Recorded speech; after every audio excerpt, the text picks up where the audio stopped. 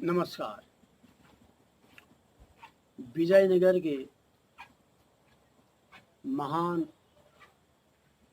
संत व्यास राय जी और उनके परम मित्र, वहाँ के संपन्न व्यक्ति जो राजा के समान थे, इतनी अतुलनीय संपत्ति जिनके पास थी, कृष्णदेव राय।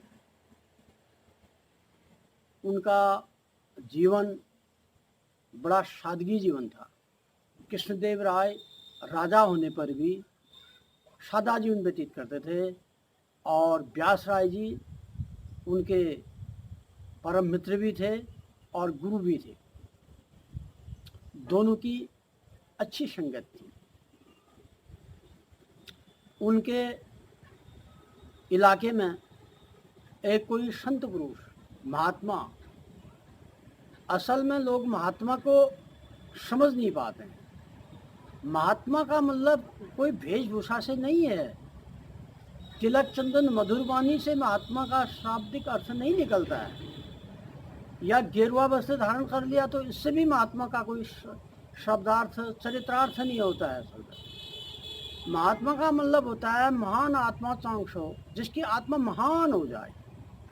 महात्मा का कई अर्थ हैं।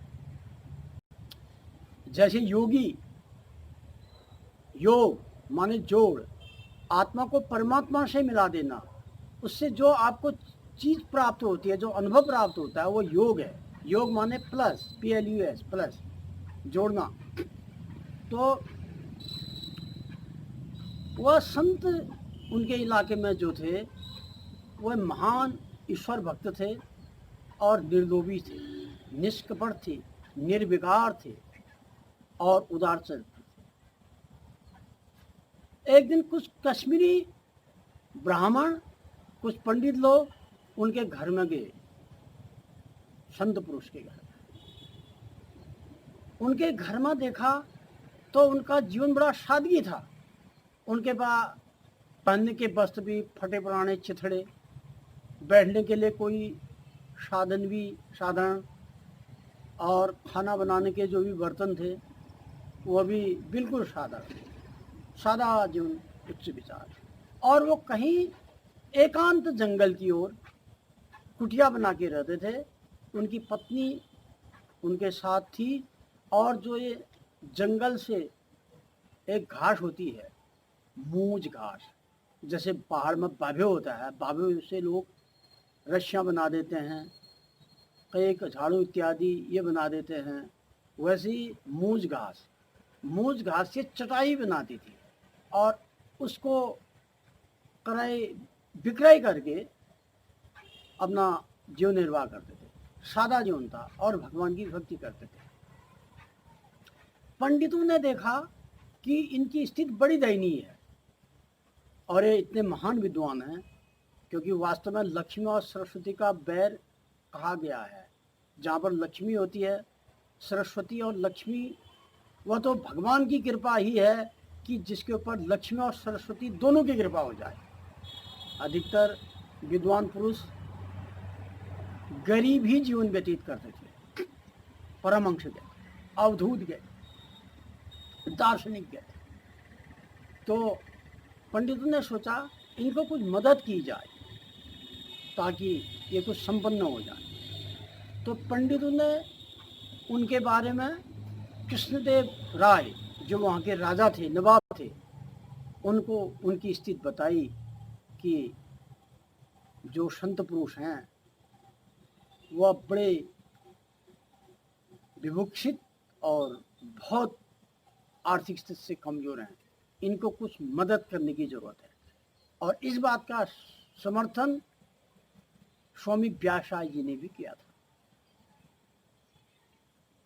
तो जो वहाँ के राजा थे, उनने कहा, देखिए, जो संत पुरुष होते हैं, महान आत्मा जिनकी होती है, महात्मा लोग, योगी लोग, इनको धन पदमान वृद्धि का इनको कोई लोभ नहीं होता है। वह मानेंगे नहीं।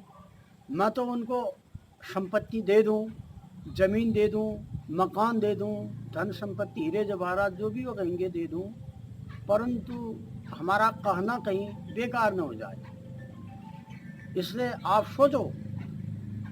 वह पंडित लोग माने नहीं, उन्होंने कहा उस संत को तो मदद करनी ही करनी है, वो बहुत विद्वान है, उनकी आर्थिक स्थिति बहुत कमज़ोर है और वो जंगल में रहते हैं, उनके पास मकान नहीं है, चटाई बुन के अपना वो करते हैं और ईश्वर का भजन करते हैं, तो ऐसों को मदद करने का धर्म है। तो उन्होंने कहा ठीक है, कुछ रुपया पैसा जो भी था उनके लिए वहाँ के जो राजा थे कृष्णदेव राय, उनने व्यवस्था की और उन ब्राह्मणों के साथ वो अपना भी ब्राह्मण के रूप में चले गए कि उनकी महानता देखी जाए। उन्होंने कहा कि उन ब्राह्मणों को कि आप ऐसा करें, रोज उनको चावल दे आए और उन चावलों में उनने हीरे के और सोने के टुकड़े डाल दिए, कुछ हीरे जवाहरात छोटे से टुकड़ों में डाल दिए चावलों के साथ, और कहा कि जैसे ब्राह्मणों को बेकर दिया जाता है, आप बेकर दे आइए, उनका गुजारा हो जाएगा, और ये धन संपत्ति भी उनको दी आई। तो ब्राह्मण ने कहा पहले धन संपत्ति देना ठीक नहीं है, क्योंकि यदि हम एकदम उनको पैसों का लोभ दे देंगे तो वो हमारे लिए बिगड़ जाएंगे, वो तो हुए महात्मा, उनको इसकी ज़रूरत नहीं है। हाँ, चावल जो है बेकर भोजन जिसको कहते हैं ब्राह्मणों के लिए, वो हम दे सकते हैं। तो प्रतिदिन अलग अलग ब्राह्मण उनको बेकर देने के लिए जाते थे उनके आश्रम में, कुटिया में। अब वह उनकी जो पत्नी थी संत पुरुष की, उसका नाम सरस्वती देवी था। सरस्वती देवी चावलों को बीनती थी, देखती थी कहीं इसमें कंकड़ पत्थर या कोई ऐसे कील हील इत्यादि चावलों में तो न हो, ताकि भात बनेगा तो कहीं गिले में न चुभ जाए, तो चावल को बीनती थी। तो उनमें हीरे के कण इत्यादि वो समझ जाती थी कि ये बहुमूल्य चीज़ है, सोने के छोटे छोटे टुकड़ों को समझ जाती थी और अन्य चीज़ों को समझ जाती थी, लेकिन वह उनको बाहर कर देती थी कूड़े में, उनको कोई मतलब नहीं, वह तो केवल चावल को वो करती थी। ऐसे कई समय हो गया, तो वह रोज बेकर देते और उन जो हीरे इत्यादि जो टुकड़े थे चावल से, वह सरस्वती देवी उनको रोज बाहर करती, रोज कूड़ेदान में डाल देती। तो कुछ लोगों को शंका हुई, लोगों ने कहा कि आप तो उनको बड़ा निर्लोभी समझते थे, लेकिन उनको तो बड़ा आनंद आ रहा है, अब वो संपन्न हो गए होंगे, क्योंकि जो हम चावल देते हैं उन चावल को हमने उनको दिया। तो एक दिन वह संत पुरुष राजा के दरबार की तरफ जा रहे थे, तो रास्ते में कृष्णदेव राय को मिले। उनके शरीर की जो चेहरे की आभा थी वो बहुत ज्वाज्वल्यमान सूर्य की तरह थी, बड़े प्रसन्न चित्त थे वो, उनको कोई लोग नहीं। तो राजा और दरबारियों ने, वहाँ के पंडितों ने समझा कि इसको संत पुरुष को हीरे जवाहरात की चाट लगी, तो इसलिए अब ये संतोष हो गया, क्योंकि प्रभुता का पाही काहे मद नाही, ये तो जन्मसिद्ध एक सिद्धांत भी है, मनुष्य भाव भी है कि ये इनको अब बहुत पैसा मिल गया, तो इसलिए जो है ये प्रसन्न भी हो गए, क्योंकि हीरे जवाहरात चावलों में जो थे ये हमने डाल दिए। अब उन्होंने जांच की कि ये हीरा जवाहरात का ही चमत्कार है चेहरे पर, या इनके अध्यात्म का, या इनके मेडिटेशन इत्यादि जो है, या इनके तपस्या का प्रभाव है, क्योंकि तपस्या में तो चेहरा तपता है, तप का मतलब, तपस्या का मतलब तपना, जैसे सूर्य तपता है तभी तो तेज है, तपस्या तेज का प्रतीक है। तो उन्होंने सोचा कि इनके घर में एक दिन चला जाए, तो ब्राह्मणों के साथ कृष्णदेव भी शामिल होके उनके घर में गए। तो उनने सरस्वती देवी को चावल को बिनते हुए देखा, और वो क्या करती थी, चावलों के दोनों में से हीरा, जो भी सोने के टुकड़े, हीरे इत्यादि जो छोटे छोटे जो कण उनने डाले थे टुकड़े, उनको बाहर डाल देती थी। एक टुकड़ा बाहर डाला, दूसरा टुकड़ा बाहर डाला, तीसरा टुकड़ा बाहर डाला।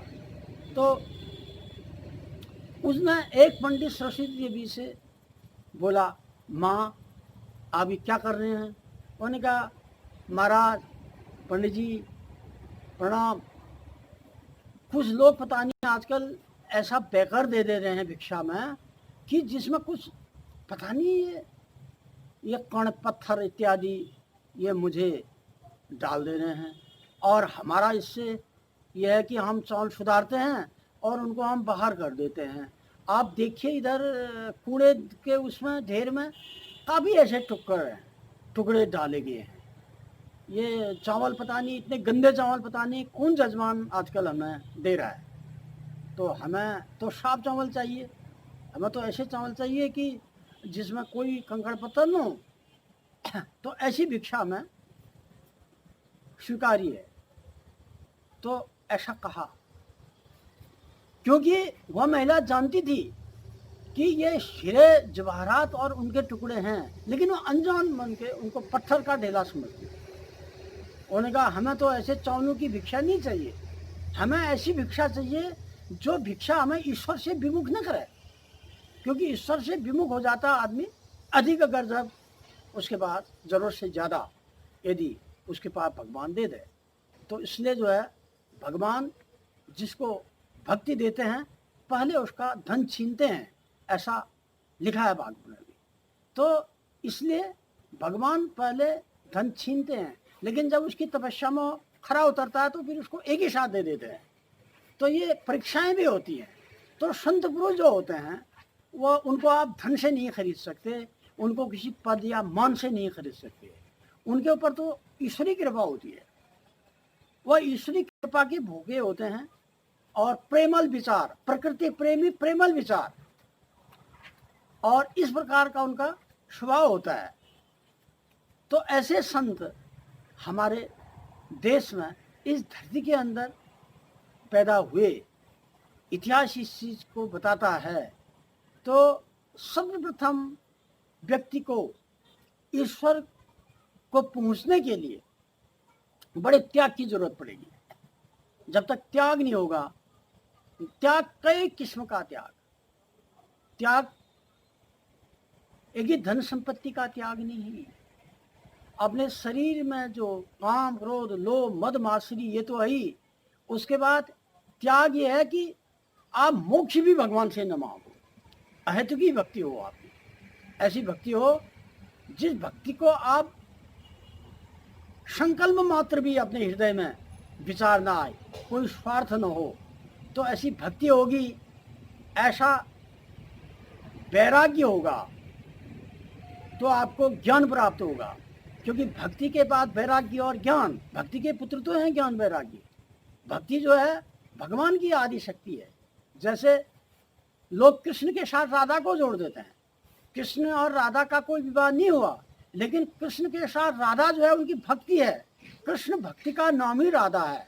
राधा का मतलब जो धारण, जो धरती धरा जो जिसने धारण कर रखा है, ऐसी शक्ति जिसने भगवान को भी धारण कर सकता है, वही भक्ति है। संसार के लोग ईश्वर के पीछे दौड़ते हैं, लेकिन ईश्वर जो है अपने भक्ति के पीछे दौड़ता है। तो संस्कृत में एक श्लोक कह दिया गया है समस्या पूर्ति के लिए, मैं ये आपको सुनाना चाहता हूँ।